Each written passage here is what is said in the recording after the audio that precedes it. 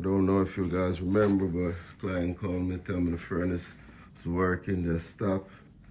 So, you know what I mean, went and did my thing, realized it wasn't getting any power.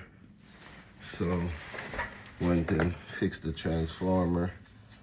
As you can see, brand new right there. We're going to test it now and see if it comes on. Remember, it wasn't working. The wall light flashing. We'll see what happened. See what will happen is doing this thing. See if the gas won't chip in. Shit's crazy.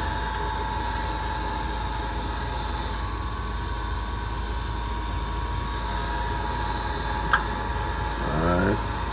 Take the igniter just light, yeah. Let's see if we're gonna open up now and then the gas supposed to come in.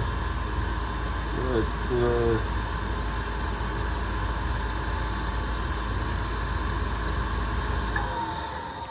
You can see the thing litty down, feeling like the ball. You know what I mean?